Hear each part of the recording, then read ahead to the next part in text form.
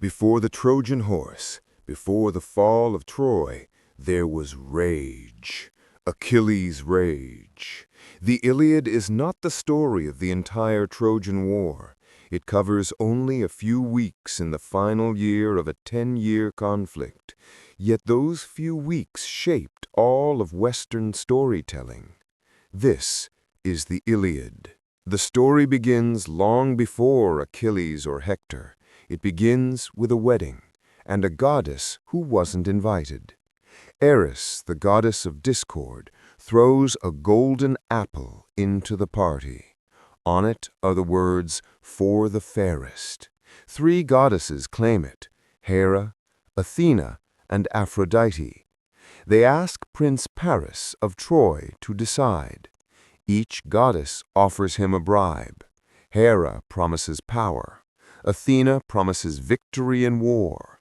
Aphrodite promises the most beautiful woman in the world. Paris chooses Aphrodite. The problem? That most beautiful woman, Helen, was already married to King Menelaus of Sparta. Paris takes Helen to Troy. Greece unites its armies to get her back. The Trojan War begins.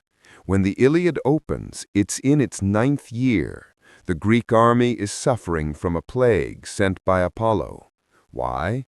Because the Greek leader, Agamemnon, insulted one of Apollo's priests.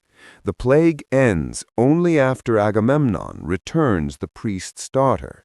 But Agamemnon refuses to lose face, so he takes Briseis, a captive woman belonging to Achilles, the greatest Greek warrior. Achilles is furious, not because of love, but because his honor is insulted.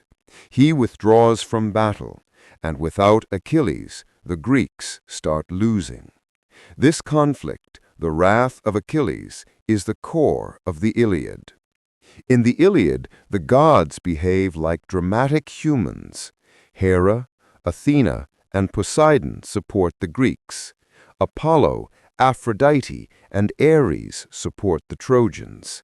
They interfere constantly, protecting warriors, guiding arrows, or even stepping onto the battlefield. The war becomes both a human and divine struggle. While Achilles refuses to fight, Troy's greatest warrior carries the war, Hector, Prince of Troy. Unlike Achilles, Hector fights for his city, his family, and his newborn son. He knows the war is doomed. He knows Troy will fall. Still he stands and fights. Hector is the emotional heart of the Iliad. The Greeks are desperate. They beg Achilles to return. He refuses. So his closest companion, Patroclus, asks to wear Achilles' armor to inspire the Greek soldiers. Achilles agrees, but warns him, do not chase the Trojans to their walls. Patroclus disobeys. He drives the Trojans back all the way to the gates of Troy. There, he is confronted by Hector. They fight. Hector kills Patroclus and takes Achilles' legendary armor from his body. This is the moment that changes everything. When Achilles hears of Patroclus' death, he breaks, he cries, he screams, and then he chooses revenge over everything, even his own fate. He knows returning to battle will lead to his death, sooner or later, but he goes anyway. The Greeks forge new armor for him, and Achilles becomes like a force of nature. He charges into battle, killing countless Trojans, and even fighting the river god Scamander. Nothing can stop him. Finally, Hector faces him. Hector knows he cannot win, but he stays outside the walls, choosing honor over safety. They circle the city 3 times. Athena tricks Hector into stopping. The duel begins. Achilles is faster, stronger, driven by pure rage.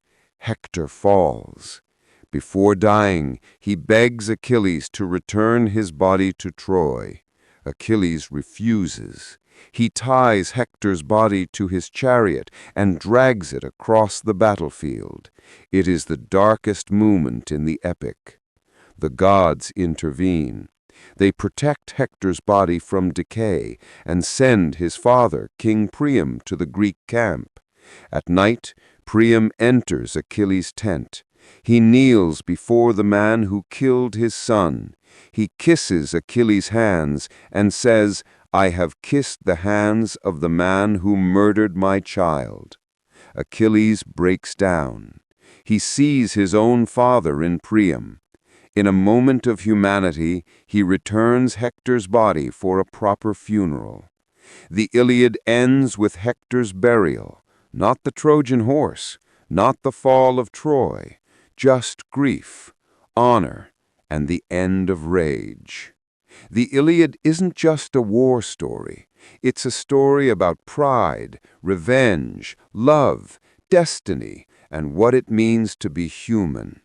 And even after 2,700 years, the rage of Achilles and the courage of Hector still echo through history. If you enjoyed this explanation, like, share, and subscribe for more videos on ancient civilizations and mythology.